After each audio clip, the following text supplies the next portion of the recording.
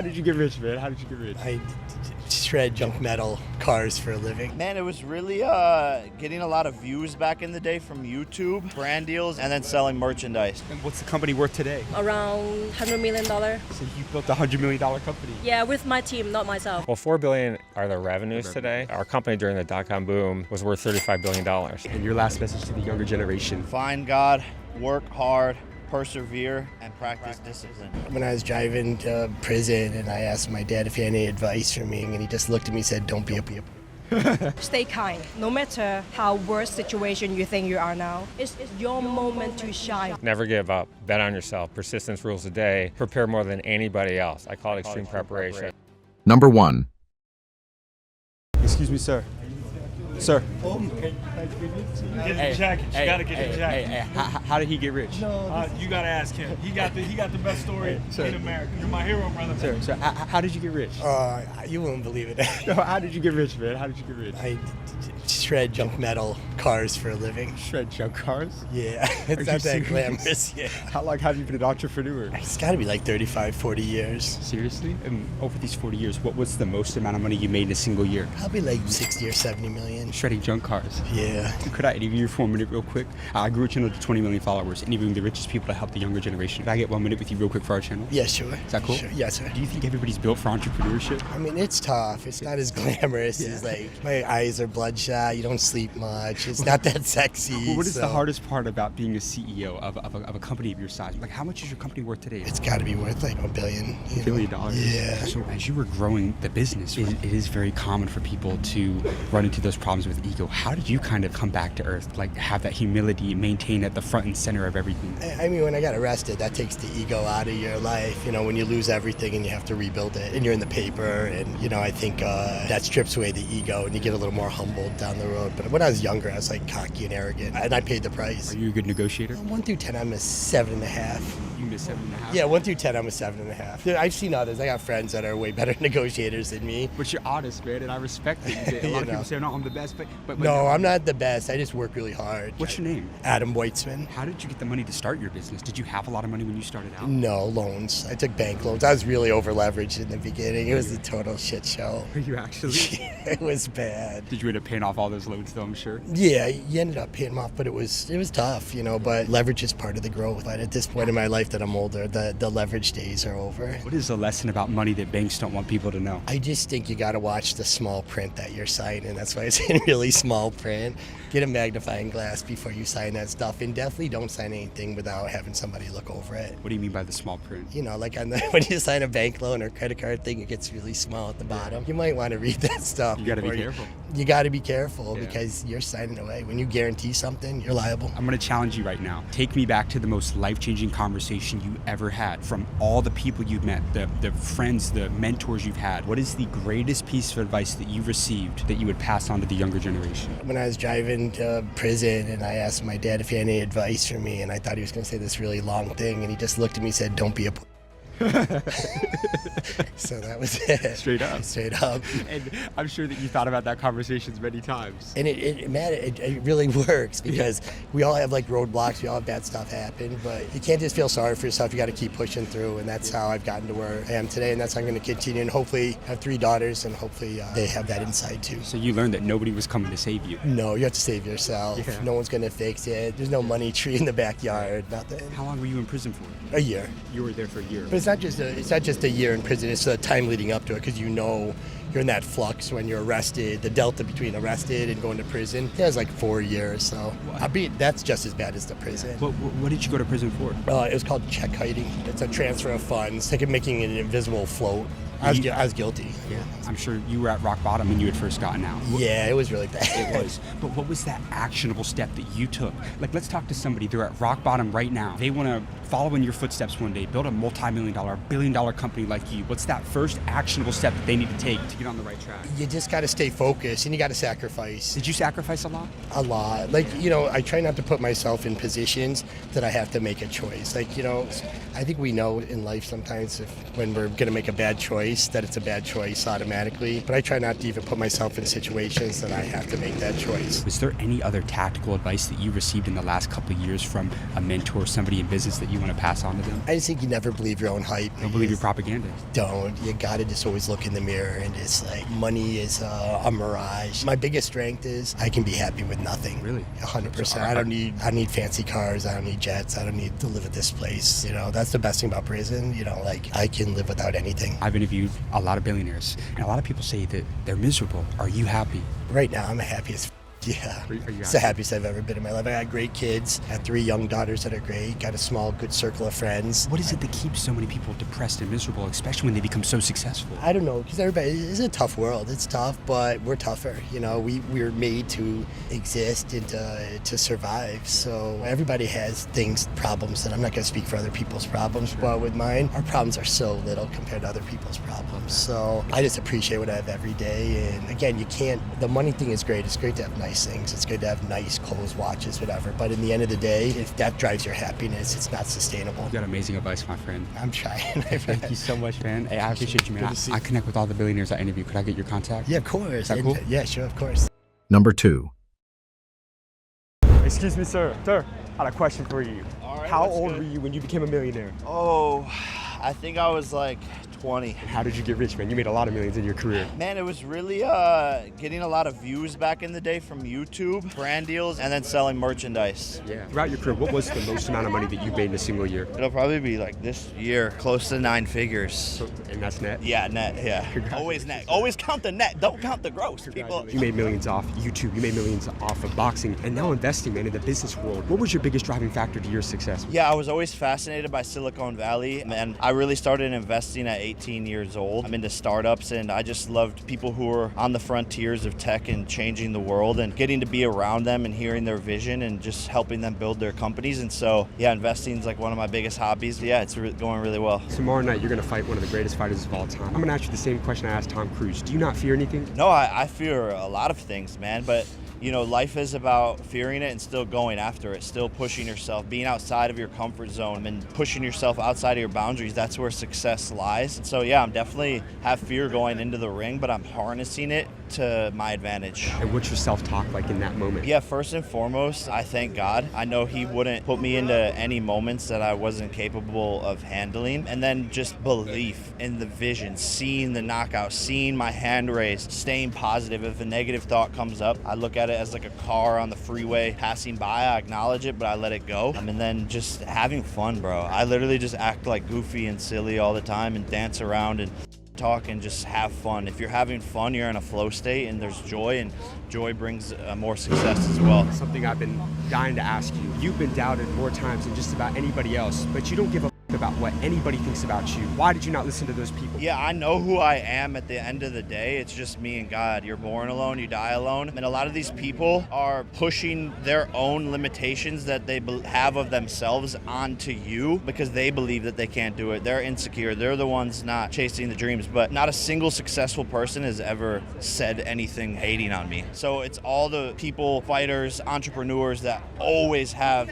great things to say. It's the losers who try to drag you down to their level. And so I just focus on the positive always. You've never met a hater that's doing better than you. Exactly. Facts, dog. Facts, dog. It seems like you found God recently. How did you know God was real? It started years ago through breath work when I first experienced the presence of God, probably 4 or 5 years ago. And since then, life has completely changed, and being able to walk with faith and connect with God through meditation, breath work, and daily prayer, there's always something that comes through, a lesson that needs to be worked on, and it's been extremely helpful and changed my life. And I'm able to walk into the ring tomorrow without any fear because I asked Jesus to take it from me. And what's your name? Jake Joseph Paul. And how old are you? I'm 28. And your last message to the younger generation? Find God, work hard, persevere, and practice discipline. And don't give a what anybody else thinks. Let's go. Hey, you got amazing advice, man. Thank you for your time. Thank you. Congratulations, man. I'm proud of you. Cheers.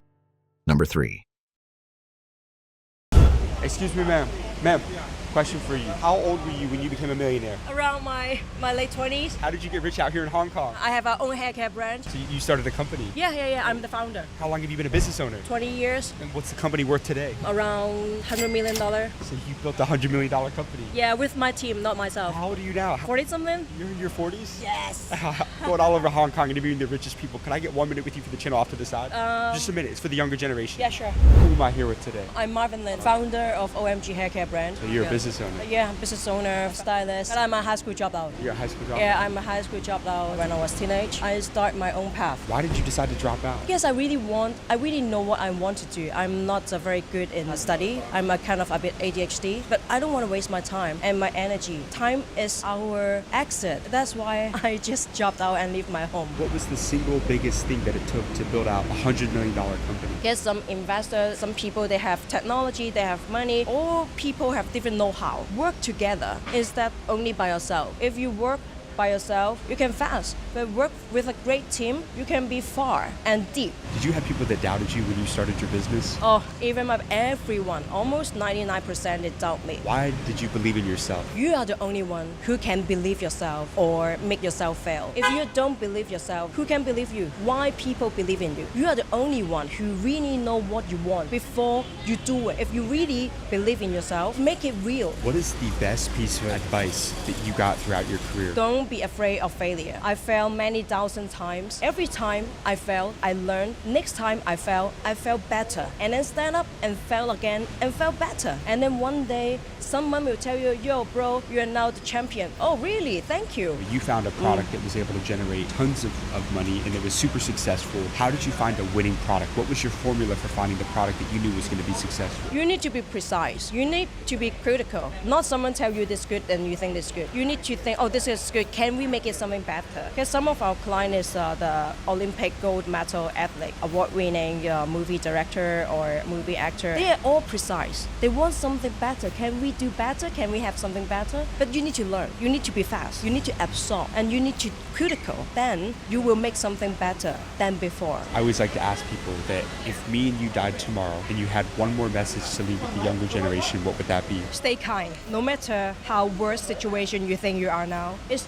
your moment to shine. Stay kind. Be polite to people and stand up tall. Even you die, you don't regret. Do you have any regrets? Me? Yeah. I miss my father. He passed away. I'm sorry for your loss. What did you learn from your dad? Talking is cheap. Work on it. You will find fail. Once you fail, you know what's not good for you and then you learn from it. And then you go again and do again. But think, you can rest, but don't stop. You have amazing advice. Thank you. Thank you so much for your time. I really appreciate that. Yeah, thank you so much. You're very inspiring. As you too. Thank you. Please share to more people. The kids, they need you. Number 4. Alright, you guys, so as you can see, look, we're up in the Hidden Hills right now, and these are two gated houses. We saw movement up at the top of the driveway from a car that was headed down. I think it was like a Tesla or something like that. But anyways, it's like a 200-foot driveway. They've got like 50-foot bushes out front, so we're gonna wait, see if we can get the car as it's coming out, and go see if we can talk to this mogul out here in Beverly Hills, you guys. Come on. Awesome, man. Question for you, sir. Do you live here? I do. And how did you get rich? First of all, how'd you find my house? I'm going all over Beverly Hills asking beautiful homeowners how they got rich for the younger generation. I wanted to know what you did to be able to afford this place. I started a technology company 25 years ago, and we invented a new way to serve web traffic. And today the company serves around 30% of the web traffic, has $4 billion in annual revenue, and has 10,000 employees around the world. And I go all over the world interviewing billionaires and the most successful people to help the younger generation. Can I get a minute with you for the channel real quick? Sure. At your business, what was the most amount of money that you made in a single year? Well, $4 billion are the revenues today. Our company during the dot-com boom was worth $35 billion. What was your turning point getting into the tech industry? I'd always wanted to be a founder of a company. I looked at the tech industry in 1996. I saw all these people start tech companies on the cover of Business Week, and I thought, you know what? I want to do that. Instead of going back to business class, I'm just going to start a company. I left an amazing job working for Ford 400 guy, left $3 million of stock options on the table to take a risk, bet on myself. Started a company in Boston, no funding, no CEO, and commuting 3,000 miles to work every week. Do you think everybody's built for entrepreneurship? entrepreneurship? I do not. I think that it really takes a lot, and people think it's very, very sexy, but it really takes long hours, 100 hours a week if you're going to do it right. And a lot of people just don't want to make the sacrifice. You can learn to be an entrepreneur, but not everyone has what it takes. What does the future of tech look like over the next 1 to 2 years? It's all AI, period, end of story. Why? It helps make our life more efficient, easier. I stopped going to Google now. I use ChatGPT all day long, probably do 100 searches. It's increased my efficiency probably 3 or 4 hours a day. Do you think if business owners aren't leveraging AI, they're going to get left behind? I do. The key to AI is knowing how to use it. You can go all day long, you can do simple searches, but you really have to educate yourself on the searches, what you're looking for, and just keep drilling down for what you're looking for. It's an amazing tool, but people should educate themselves, even take classes today on how to most effectively use it to improve their businesses. Now, talk to me about going from being an employee at a Fortune 500 company to building that business. What was that first kind of actionable step that you took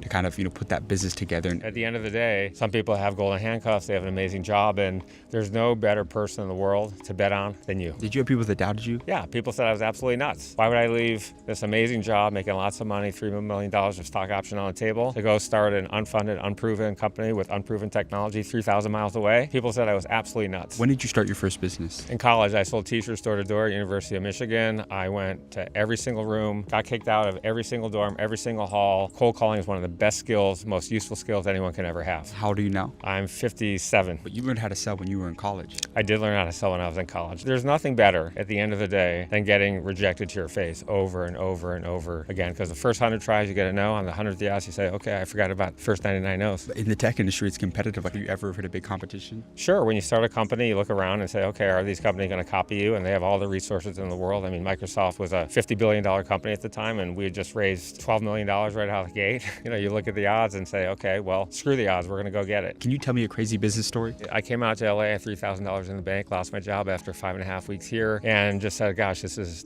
terrible. So I wrote letters to a whole bunch of people. I researched the top CEOs in Los Angeles. I wrote 300 letters. Each one took 5 hours to write. And everyone said, these people are never going to meet with you. Your idea is stupid, total waste of time. And you know what? You got to trust your gut. At the end of the day, these letters made a huge difference. I got 80 meetings out of 300, and one of them landed my dream job, working for one of the most successful business people on the planet. I want to recall, though, one of those conversations that you had from taking a lot of those super successful people out to lunch, having those meetings. Was there a nugget or a wisdom, a piece of business advice that you received that kind of always stuck with you to this day? 1,000,000%. I'd gone through, I had written all these letters, I got all these meetings, CEO of Disney, Viacom, CEOs of public companies. And then I go to Detroit and I meet this guy, and he said to me, what's happening in these meetings? And he said, well, what do you mean? He said, do you ask for a job? And I said, no. And he asked me, why not? I said, I don't know. They're meeting me and I feel bad they're taking their time. And he said, Randy, let me tell you something. I sold life insurance for a living. People don't wake up and say, I need life insurance today. He said, you got to ask for the order. And it just went. The bell went off in my head, and I asked for the order, and I got a few orders, and I took the best job. Closed mouth does not get fed. Closed mouth does not get fed. You got to go get it. How important have relationships been to you throughout your career? Relationships are critical. You have to build relationships long term. You got to start very young, and you got to stay in contact with people. Every 6 months or so, send them a letter, send them a note. Hey, how are you? Just thinking about you. And some of the most successful businessmen I know, they'll take an hour a week and do nothing but just pick up the phone, send notes, and say, hey, how you doing? Just want to see what's going on. One of the other critical things that I think a lot of people miss, they're on these phone calls, emails, and something that nobody does at the end of it. Even if you want something from them, you should always end a meeting saying, what are you doing that I can help you with? Nearly nobody does that. And when I ask that question, everyone says, gosh, no one's ever asked that before. So in other words, you got to look to add value to them. You always should look to add value to somebody. If you want to build a relationship, it's not a one-way street. So even if you're asking somebody for something, you should ask them how you can help them in return. That's how a lot of relationships are built. It's been critical in my career. That's game right there. It's game changing. Who's the richest person you've ever met? Steve Jobs. Steve Jobs? What did Steve Jobs teach you? Nothing. Apple was one of our first customers and was our biggest customer. And he was at a table at a hotel that I was staying at far away with his family. And my wife said, Steve Jobs over there, you're going to go talk to him? I said, no, why not? He's with his family. And she said, the old Randy would have. So I was up out of my chair. I walked over there. The family's sitting there. No one looked up at me. And I said, excuse me, Mr. Jobs. He looked up like this. And I introduced myself. And I told him the company that I founded, they were our biggest customer. And he looked at me and he said, you must have made a lot of money.